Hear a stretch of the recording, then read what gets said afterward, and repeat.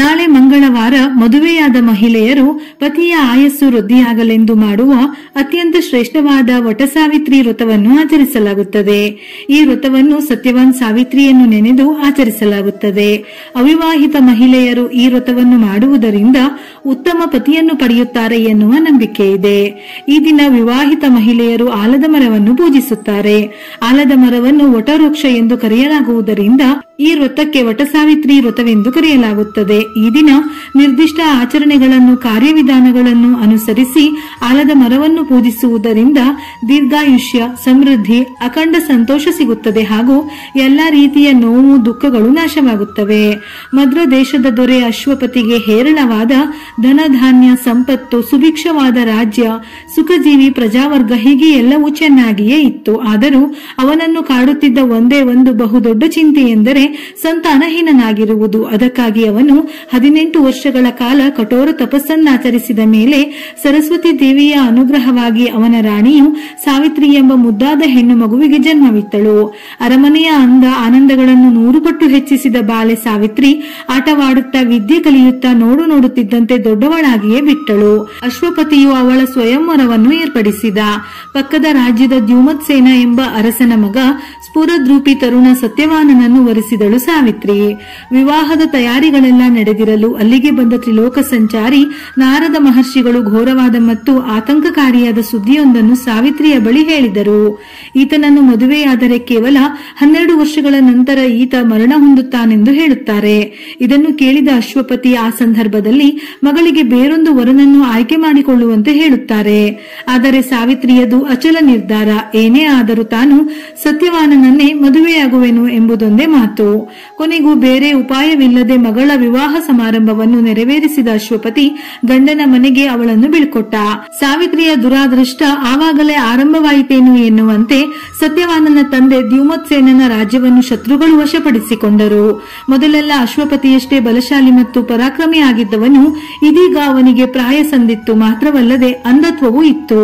ರಾಜ್ಯ ಕಳೆದುಕೊಂಡು ಒಂದು ಕಾಡಿನಲ್ಲಿ ಆ ಮುದಿ ತಂದೆ ತಾಯಿ ಮತ್ತು ಈ ನವವಿವಾಹಿತ ಜೋಡಿ ಸೇರಿ ಬದುಕನ್ನು ಸಾಗಿಸಬೇಕಾಯಿತು. ಅಷ್ಟಾದರೂ ಸಾವಿತ್ರಿ ಮಾತ್ರ ನಗುಮುಖದಿಂದಲೇ ಗಂಡ ಮತ್ತು ಅತ್ತೆ ಮಾವಂದಿರ ಸೇವೆ ಮಾಡಿಕೊಂಡು 12 ವರ್ಷದಲ್ಲಿ ಗಂಡ ಸಾಯಲಿದ್ದಾನೆ ಎಂಬ ಕಠೋರ ಸತ್ಯವನ್ನು ತನ್ನ ಹೊಟ್ಟೆಯಲ್ಲಿ ಹಾಕಿಕೊಂಡು ಸಂತೃಪ್ತ ಭಾವದಿಂದಲೇ ದಿನ ಕಳೆಯುತ್ತಿದ್ದಳು.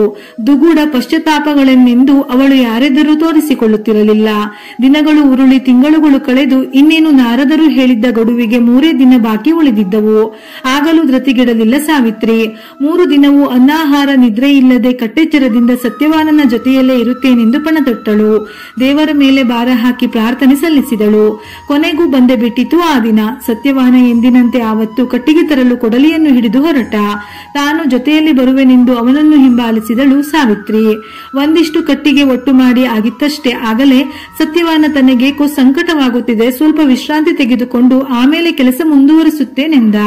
ಆ ಸತಿಪತಿಯರು ಆಗ ಒಂದು ದೊಡ್ಡ ಆಲದ ಮರದ ಕೆಳಗಡೆ ಬಂದಿದ್ದರು. ಅಲ್ಲೇ ಕುಳಿತು ಸಾವಿತ್ರಿ ತನ್ನ ತೊಡೆಯ ಮೇಲೆ ತಲೆಯನ್ನಿಟ್ಟು ಮಲಗುವಂತೆ ಸತ್ಯವಾನನಿಗೆ ಹೇಳಿದಳು. ಏಕಾಏಕಿ ನಿಸ್ತೇಜನಾದ ಸತ್ಯವಾನ ಒಂದು ರೀತಿ ನರಳಲಾರಂಭಿಸಿದ. ನಿಗದಿತ ವೇಳೆಗೆ ಅವನ ಪ್ರಾಣಪಕ್ಷಿ ಹಾರಿ ಹೋಗುವುದಕ್ಕೂ ಆಗ ಅಲ್ಲೊಂದು ಕರಾಳ ಆಕೃತಿ ಗೋಚರಿಸುವುದಕ್ಕೂ ಸರಿಯಾಯಿತು. ಅದು ಬೇರಾರು ಅಲ್ಲ, ಸಾಕ್ಷಾತ್ ಯಮಧರ್ಮರಾಯ. ತನ್ನ ಕೈಯಲ್ಲಿನ ಪಾಶದಿಂದ ಸತ್ಯವಾನನ ಆತ್ಮವನ್ನು ಎಳೆದುಕೊಂಡು ದಕ್ಷಿಣ ದಿಕ್ಕಿಗೆ ಹೊರಟೆ ಬಿಟ್ಟನು ಯಮ. ಇದೆಲ್ಲ ಕಣ್ಮುಚ್ಚಿ ತೆರೆಯುವುದರೊಳಗೆ ಘಟಿಸಿದ ಅನುಭವ ಸಾವಿತ್ರಿಗೆ. ಅವಳು ಎದ್ದು ನಿಂತು ಆರ್ತನಾದಗೈಯುತ್ತಾ ಯಮಧರ್ಮರಾಯನನ್ನೇ ಹಿಂಬಾಲಿಸತೊಡಗಿದಳು. ತನ್ನ ಹಿಂದೆಯೇ ಬರುತ್ತಿರುವ ಈ ನಾರಿಯನ್ನು ಕಂಡು ಯಮನಿಗೆ ಆಶ್ಚರ್ಯವಾಯಿತು. ನೀನು ಬರುವಂತಿಲ್ಲ, ನಿನ್ನ ಪತಿಯ ಪ್ರಾಣವನ್ನಷ್ಟೇ ತೆಗೆದುಕೊಂಡು ಹೋಗಲು ನಾನು ಬಂದವನು, ನೀನು ಹಿಂದಿರುಗು ಎಂದು ಅವನು ಸಾವಿತ್ರಿಯನ್ನು ಎಚ್ಚರಿಸಿದ. ಆಕೆ ಅದಾವುದನ್ನು ಕಿವಿಗೆ ಹಾಕಿಕೊಳ್ಳದೆ ಯಮನಿಗೆ ಸವಾಲೆಸೆದಳು. ಒಂದು, ತನ್ನ ಪತಿಯ ಪ್ರಾಣವನ್ನು ಹಿಂದಿರುಗಿಸು, ಇಲ್ಲ ಪತಿಯೊಟ್ಟಿಗೆ ತನ್ನನ್ನು ಕರೆದೊಯ್ಯು ಎಂದು. ಅವಳನ್ನು ಅದೆಷ್ಟು ಸಮಾಧಾನಿಸಿದರೂ ಗದರಿಸಿದರೂ ಉಪಯೋಗವಾಗಲಿಲ್ಲ.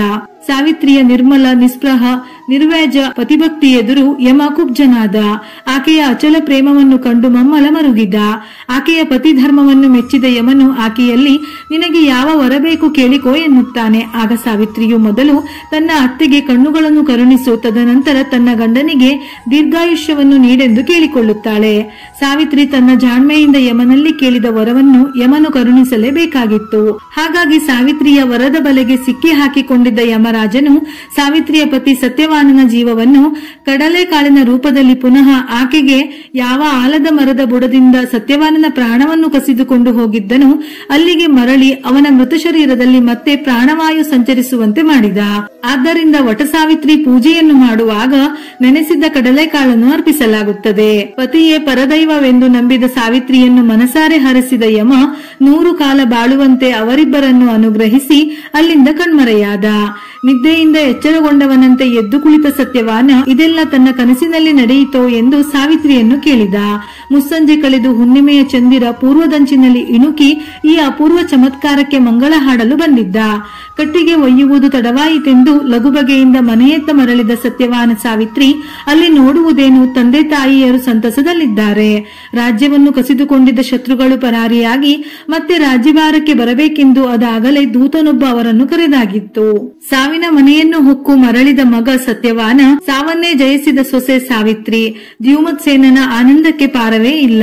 ಮತ್ತೆ ಎಲ್ಲರೂ ರಾಜ್ಯಕ್ಕೆ ಮರಳಿ ಆನಂದವಾಗಿ ರಾಜ್ಯಭಾರ ಮುಂದುವರೆಸಿದರು. ಇದೇ ವಟಸಾವಿತ್ರಿ ವ್ರತದ ಕತೆ, ಅಂದರೆ ಸತ್ಯವಾನ್ ಸಾವಿತ್ರಿಯ ವ್ರತದ ಕತೆ. ಪುರಾಣಗಳಲ್ಲಿ ಸತ್ಯವಾನ್ ಸಾವಿತ್ರಿಯ ಕಥೆಯು ಹಲವಾರು ರೀತಿಯಲ್ಲಿದೆ. ನಾಳೆಯ ದಿನ ತಪ್ಪದೆ ಈ ಕಥೆಯನ್ನು ಓದಬೇಕು ಅಥವಾ ಕೇಳಬೇಕು. ಪೂಜಾ ವಿಧಾನ: ವಟಸಾವಿತ್ರಿ ವ್ರತದ ದಿನದಂದು ಮಹಿಳೆಯರು ಸೂರ್ಯೋದಯಕ್ಕೆ ಮುಂಚಿತವಾಗಿಯೇ ಏಳಬೇಕು. ಸ್ನಾನದ ನಂತರ ಮಹಿಳೆಯರು ಹೊಸ ಬಟ್ಟೆ ಬಳೆಗಳನ್ನು ಧರಿಸಿ ಹಣೆಗೆ ಸಿಂಧೂರವನ್ನಿಟ್ಟುಕೊಳ್ಳಬೇಕು. ನಂತರ ಆಲದ ಮರದ ಬೇರಿಗೆ ನೀರನ್ನು ಅರ್ಪಿಸಿ ಬೆಲ್ಲ, ನೆನೆಸಿದ ಕಡಲೆಕಾಳು, ಹಣ್ಣು, ಅಕ್ಷತೆ, ಹೂವುಗಳನ್ನು ಅರ್ಪಿಸಬೇಕು. ತುಪ್ಪದ ದೀಪ ಹಚ್ಚಿ ಪೂಜೆ ಮಾಡಿ. ಮಹಿಳೆಯರು ಈ ದಿನ ಕೆಂಪು, ಹಳದಿ ಬಣ್ಣದ ದಾರವನ್ನು ಆಲದ ಮರಕ್ಕೆ 108 ಬಾರಿ ಸುತ್ತಬೇಕು. ಅಂದರೆ 108 ಬಾರಿ ಪ್ರದಕ್ಷಿಣೆ ಮಾಡಬೇಕು. 108 ಬಾರಿ ಪ್ರದಕ್ಷಿಣೆ ಮಾಡಲು ಸಾಧ್ಯವಾಗದಿದ್ದರೆ 1, 3, 5 ಬಾರಿ ಪ್ರದಕ್ಷಿಣೆ ಮಾಡಿ ನೀವು ಪ್ರದಕ್ಷಿಣೆ ಮಾಡಿದ ಸಂಖ್ಯೆಯಲ್ಲಿ ಆಲದ ಮರಕ್ಕೆ ದಾರವನ್ನು ಸುತ್ತಬೇಕು. ಆ ದಾರ ಯಮನ ಪಾಶಕ್ಕಿಂತ 108 ಪಟ್ಟು ಉದ್ದ. ಆಲದ ಮರದ ಮೂಲಕ ಪ್ರತಿನಿಧಿಸಲ್ಪಡುವ ಪತಿಯ ದೀರ್ಘಾಯುಷ್ಯಕ್ಕೆ ಸತಿ ಶಿರೋಮಣಿಯಿಂದ ರಕ್ಷಣೆ, ಹಾರೈಕೆಗಳ ಭದ್ರವಾದ ಬಂಧ. ಇದು ಪೂಜಾ ವಿಧಿಯ ಸಾಂಕೇತಿಕ ಆಶಯ. ಈ ರೀತಿ ಪ್ರದಕ್ಷಿಣೆ ಮಾಡುವಾಗ ಗಂಡನ ದೀರ್ಘಾಯುಷ್ಯಕ್ಕಾಗಿ ಅದೃಷ್ಟ, ಆಯುರ, ಆರೋಗ್ಯ, ಆದಾಯದಲ್ಲಿ ಹೆಚ್ಚಳ, ಮನೆ ಹಾಗೂ ಕುಟುಂಬದವರಿಗೆ ಒಳ್ಳೆಯದಾಗಲಿ, ಸಂಪತ್ತು ವೃದ್ಧಿಯಾಗಲಿ ಎಂದು ಪ್ರಾರ್ಥಿಸಬೇಕು. ನಂತರ ವಟಸಾವಿತ್ರಿ ವ್ರತದ ಕಥೆಯನ್ನು ಓದಿ ಅಥವಾ ಕೇಳಬೇಕು. ವಟಸಾವಿತ್ರಿ ವ್ರತದ ದಿನದಂದು ಮಹಿಳೆಯರು ಮನೆಯ ಹಿರಿಯರಿಂದ ಮತ್ತು ವಿವಾಹಿತ ಮಹಿಳೆಯರಿಂದ ಆಶೀರ್ವಾದ ಪಡೆಯಬೇಕು. ವಟಸಾವಿತ್ರಿ ವ್ರತದಂದು ದಾನ ಮಾಡುವುದು ಬಹಳ ಫಲಕಾರಿ. ಈ ದಿನದಂದು ಜನರು ತಮ್ಮ ಸಾಮರ್ಥ್ಯಕ್ಕೆ ಅನುಗುಣವಾಗಿ ಹಣ, ಆಹಾರ, ವಸ್ತ್ರಗಳನ್ನು ಬಡವರಿಗೆ ಮತ್ತು ನಿರ್ಗತಿಕರಿಗೆ ದಾನ ಮಾಡಬೇಕು. ನಾಳೆಯ ದಿನ ಒಬ್ಬ ವೃದ್ಧ ಮಹಿಳೆಗೆ ಅಥವಾ ಗರ್ಭಿಣಿ ಸ್ತ್ರೀಗೆ ಸೀರೆ, ತೆಂಗಿನಕಾಯಿ, ಹಣ್ಣು, ಅಕ್ಷತೆ, ಬೆಲ್ಲದ ಜೊತೆ ದಕ್ಷಿಣೆ ನೀಡುವುದು ಶುಭಕರ. ಇದರಿಂದ ಕುಟುಂಬದಲ್ಲಿ ಅಶಾಂತಿ, ಜಗಳ, ಅನಾವಶ್ಯಕ ಕಲಹಗಳು ಕಡಿಮೆಯಾಗುತ್ತದೆ. ಇದನ್ನು ದಾಂಪತ್ಯ ಜೀವನದ ಶುದ್ಧೀಕರಣ ಮತ್ತು ಶಾಂತಿಗಾಗಿ ಶ್ರೇಷ್ಠ ಪರಿಹಾರವೆಂದು ಹೇಳುತ್ತಾರೆ. ನಾಳೆ ಸಂಜೆ ಆಲದ ಮರಕ್ಕೆ ತುಪ್ಪದ ದೀಪವನ್ನು ಹಚ್ಚಿ ದೀಪಕ್ಕೆ 2 ಲವಂಗವನ್ನು ಸೇರಿಸಿ ದೀಪ ಬೆಳಗಿ ಪ್ರದಕ್ಷಿಣೆ ಹಾಕಿ. ಇನ್ನು ನಾಳೆ ಮಂಗಳವಾರ ಬಂದಿರುವುದರಿಂದ ಲಕ್ಷ್ಮಿಯ ಅನುಗ್ರಹಕ್ಕೆ ದೇವರ ಮನೆಯ ಹೊಸ್ತಿಲಿಗೆ ಮತ್ತು ತುಳಸಿಯ ಮುಂದೆ ದೀಪ ಹಚ್ಚಿ ಪ್ರದಕ್ಷಿಣೆ ಹಾಕಿ ಲಕ್ಷ್ಮೀ ದೇವಿಗೆ ಸಂಬಂಧಪಟ್ಟ ಶ್ಲೋಕ ಮಂತ್ರಗಳನ್ನು ಹೇಳಿದರೆ ಬಹಳ ಶ್ರೇಷ್ಠ.